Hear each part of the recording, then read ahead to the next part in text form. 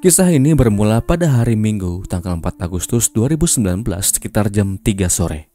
Kala itu Christina pamit keluar rumah untuk pergi ke pasar. Ayah Christina yang bernama Sardi Gultom sempat berpesan kepada putrinya agar cepat pulang dan dijawab iya oleh Christina. Kepergian Christina di sore itu berbeda dengan kepergian Christina pada hari-hari sebelumnya atau biasa-biasanya.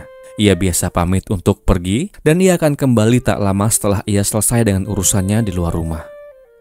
Namun saat itu, hingga malam tiba, Christina tak kunjung pulang. Sang ayah yang pada saat itu dalam kondisi kurang enak badan meminta istrinya atau ibunda Christina untuk mencari buah hati mereka karena memang tak biasa Christina pergi selama ini. Orang tua Christina sudah pula mencoba menghubungi nomor handphonenya, tapi tak mendapat jawaban, handphonenya mati.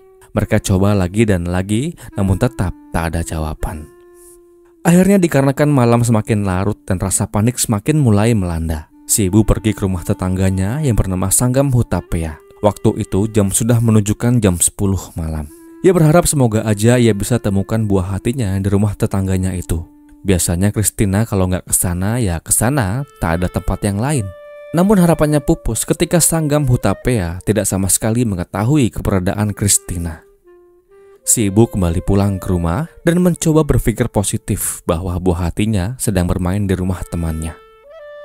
Dan di malam itu, orang tua Christina tidak pernah melewatkan satu detik pun untuk berharap dan berdoa sembari menunggu pintu rumahnya diketuk oleh sosok yang mereka tunggu di malam itu. Keesokan harinya, pada hari Senin tanggal 5 Agustus tepat jam 7 pagi, rumah Pak Sardi Gultom, orang tua Christina, dikunjungi oleh beberapa orang tetangganya yang dengan sukarela ingin membantu mencari keberadaan Christina. Dikarenakan hingga pagi itu, ia belum juga menampakkan batang hidungnya.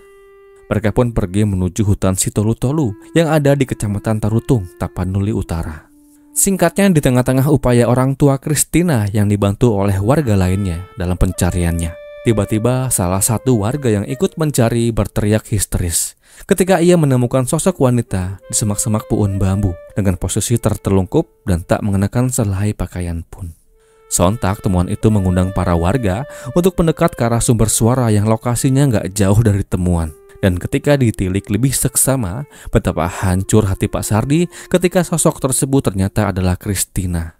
Ia tak percaya putri kesayangannya itu berakhir menyedihkan di bawah pohon bambu. Singkatnya, polisi yang datang untuk melakukan olah TKP segera mengevakuasi temuan itu ke RSUD Dr. Jasamen Saragih, Kota Pematang Siantar untuk dilakukan pemeriksaan lebih mendalam.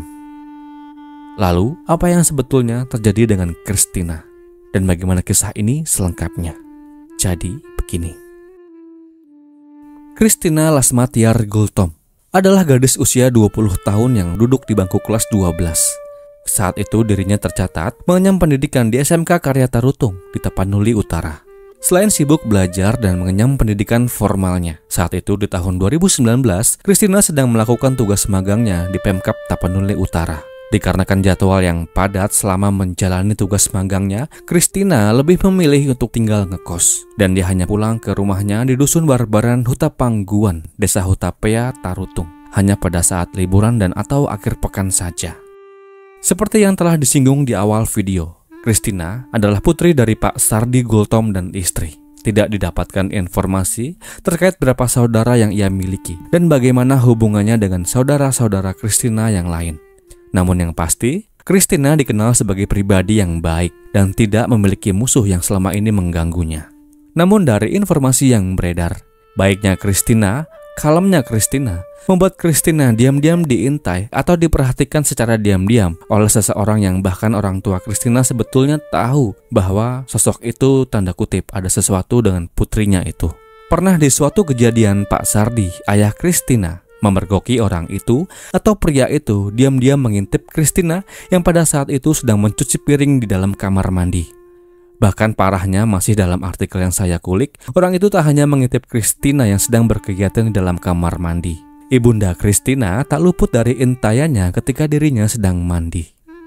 Sosok pria itu adalah Rianto Hutapea, 36 tahun, yang tak lain dan tak bukan adalah tetangga keluarga Pak Sardi Gultom. Rumahnya hanya berjarak beberapa puluh meter saja dari rumah Pak Sardi. Bahkan diketahui Rianto masih punya hubungan keluarga dengan Pak Sardi. Rianto bukanlah pria bujang, melainkan ia adalah seorang ayah dari 5 buah hatinya. Bahkan putra bungsunya diketahui masih berusia 1,5 tahun. Kebetulan saya tidak mendapatkan informasi mengenai kondisi atau keadaan rumah tangga Rianto ini. Apakah saat itu ia masih bersama dengan istrinya atau sudah berpisah? Di hari-hari yang Rianto jalani di desanya, ia adalah seorang petani yang juga dikenal sebagai pribadi yang kurang menyenangkan. Sudah banyak orang yang membicarakan kelakuan bapak 5 anak ini. Dari desas-desus yang beredar, Rianto suka mengganggu istri orang. Namun tak dijelaskan seperti apa bentuk gangguannya yang ia lakukan terhadap istri-istri orang di desanya. Selain dikenal sebagai orang yang kurang menyenangkan dan suka banget mengganggu orang, Rianto juga dikenal sebagai pria yang suka sekali meneguk minuman keras khas daerahnya. Hari kelam yang merundung Christina bermula pada hari Minggu 4 Agustus 2019 tepat jam 4 sore. Saat itu Rianto dan teman-temannya sedang asik berkumpul, tertawa, bernyanyi riang gembira di kedai minuman tuak yang ada di Dusun Pangguan, Desa Hutapea. Di kedai itu Rianto sukses meneguk bergelas-gelas minuman tradisional khas daerahnya. Dan dari hal tersebut tentulah mengakibatkan kesadaran Rianto berkurang. Rianto mabura berat. Di tengah kondisi Rianto yang masih belum sepenuhnya sadar, Rianto merasa lapar dan ia butuh makanan untuk mengganjal perutnya yang kosong. Namun dikarenakan uangnya tak cukup untuk membeli makanan, pulanglah ia ke rumahnya dengan tujuan untuk makan. Singkatnya, dengan menggunakan sepeda motornya, Rianto melajukan kendaraan itu seorang diri. Lalu di tengah-tengah laju sepeda motornya, atau sekitar 300 meter dari kedai, ia melihat Christina berjalan seorang diri dari arah sisi sebelah kiri jalan. Saat itu seperti izin yang disebutkan kepada Pak Sardi. Di sore itu Christina ada keperluan yang akan ia selesaikan di dalam pasar yang lokasinya tak jauh dari rumahnya. Saat itu tak ada yang menghantarkannya. Ia sendiri yang berjalan kaki menuju pasar. Aman, masih terang batinnya. Melihat Christina berjalan sendirian, Rianto anggap itu adalah sebuah kesempatan untuk menggodanya. Saat itu ia tak peduli siapa Christina dan bagaimana hubungannya dengan keluarganya. Yang dari informasinya, Rianto masih punya hubungan tali persaudaraan dengan ayah Christina. Lanjut, Rianto mendekati Christina dan berpura-pura menawarkan tumpangan kepada Christina. Ia berkata, "Mau kemana, Dek? Sini aku bonceng." Mendapatkan tawaran untuk diantarkan oleh Rianto dalam keadaan mabura, tentu saja ditolak oleh Christina. Namun jangan sebut ia Rianto jika menyerah begitu saja. Upaya Rianto tak henti sampai di saat Christina menolaknya untuk pertama kalinya. Setelah penolakan itu, malah membuat Rianto terus saja mempepet dan mendesak Christina untuk ikut dengannya.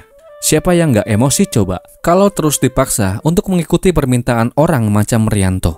Mendapatkan desakan-desakan yang membuat Christina gak nyaman dari akuan yang Rianto beberkan kepada pihak yang berwajib. Christina bereaksi di luar dugaan. Rianto mengatakan bahwa saat itu Christina marah dan melontarkan ucapan yang kasar serta meludahi Rianto dan mengenai wajahnya. Mendapatkan perlakuan yang kurang menyenangkan membuat Rianto yang sedang mabura itu seketika murka. Emosinya memuncak gak karuan. Dan dari hal inilah muncul niatnya untuk menghilangkan nyawa siswi SMK ini. Ia henti sepeda motornya dan menaruhnya di pinggir jalan yang sepi. Setelah dirasa cukup aman, Rianto yang masih murka segera berlari menghampiri Christina yang kala itu juga mencoba menghindari kejaran Rianto. Namun usaha Christina untuk menghindari kejaran Rianto sia-sia ketika Rianto berhasil atau mampu menggapai tubuhnya dan seketika ia dorong dengan kedua tangannya. Dorongan itu berhasil membuat Christina terjatuh di pinggir jalan dekat buun bambu. Ia terjatuh, tubuhnya menghantam tanah dengan kasar. Tak banyak yang bisa ia lakukan pada saat itu, selain hanya menangis karena sakit yang ia derita akibat dirinya terjatuh. Selain menangis, Christina juga sempat berteriak minta tolong dan kembali bangkit untuk melanjutkan pelariannya ke arah perkampungan. Melihat hal itu, Rianto yang masih murka tak mau begitu saja membiarkan incarannya lari. Ia pun segera kembali mengejar Christina dan melayangkan bogem mentahnya ke arah pipi bagian kiri dengan sekuat tenaga. Itu membuat Christina terjatuh untuk kedua kalinya. Melihat incarannya tak berdaya di atas tanah, Rianto tak mau menyia-nyiakan momen itu untuk kembali melayangkan bogem mentahnya ke arah wajah, pipi, dan kepala Christina berkali-kali. Mendapatkan perlakuan itu membuat Christina semakin lemas dan tak bisa berbuat apa-apa lagi, kecuali hanya bisa diam dan diam. Setelah berhasil membuat Christina tak berdaya, Tubuhnya kemudian ia seret ke tempat yang tersembunyi dan agak masuk ke area perladangan warga setempat. Di tengah-tengah upayanya menyingkirkan tubuh Christina yang lemah, tiba-tiba birahi Rianto meninggi tatkala pakaian yang dipakai Christina tersibak akibat bergesekan dengan tanah ladang. Dan singkatnya, terjadilah aksi yang tak terpuji yang dilakukan oleh Rianto kepada Christina. Ia melakukannya di tempat terbuka, tepat di bawah rimbunnya pohon bambu.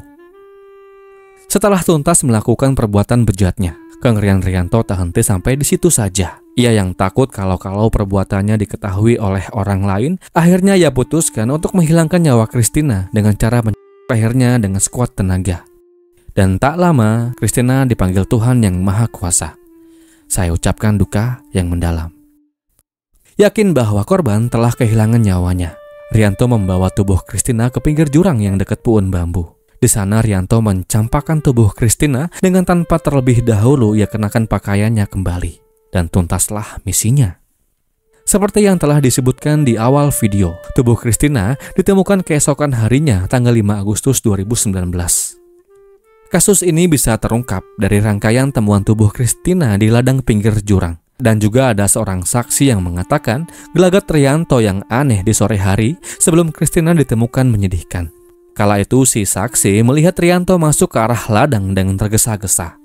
Lalu di dalam proses pencarian, dikarenakan penasaran, akhirnya saksi menyusuri ladang yang dimasuki Rianto kemarin sore itu. Dan benar saja, di sana saksi menemukan sepeda motor Rianto yang terparkir. Dan tak jauh dari sepeda motor itu, warga menemukan lokasi terbuangnya Christina. Dan atas dasar kecurigaan tersebut, polisi kemudian bergerak cepat. Tak butuh waktu yang lama, hanya berselang beberapa jam saja dari temuan tubuh Christina. Petugas akhirnya berkesimpulan bahwa Rianto lah dalang dibalik aksi ngeri ini. Dan ia pun diamankan tanpa perlawanan. Apa alasannya, Pak, Bapak Aku sakit hati, Pak. Sakit hati kenapa? Kenapa sakit hati? Aku gini, aku minta dia biar aku bonceng. Iya. Nah itu dia bilang gitu. Iya. Nah dia terus gak mau. Nah dia langsung meludahi aku, Pak. Terus meludahin aku, terus bilang dia foto sama aku. Apa dia bilang? Jadi apa alasanmu membonceng dia? Apa yang disampaikan? Ya. Jadi apa alasanmu memaksa membonceng dia? Bukannya alasannya maksud membonceng. Suka sama dia ya, cinta. Benar, Pak. Dalam keterangan yang disampaikan Rianto, ia sempat mengelak bahwa dirinya tak berbuat hal yang tak terpuji kepada korban sebelum meregang nyawanya. Ia berdalih pakaian korban terbuka saat ia sedang menyeret tubuh korban menuju pinggir jurang dekat pohon bambu. Namun dari hasil visum yang kemudian terbit menjelaskan terdapat bekas-bekas penodaan yang dilakukan Rianto kepada Christina. Seketika bungkamlah Rianto setelah tahu isi dalam laporan hasil forensik tersebut. Dalam persidangan yang kemudian digelar di Pengadilan Negeri Tarutung, melalui majelis hakimnya, kemudian menjatuhkan vonis penjara selama 20 tahun kepada Rianto Hutapea. Demikianlah kisah Rianto. Semoga akan selalu ada pelajaran yang dapat kita petik dari video ini. Dan kisah ini pun berakhir.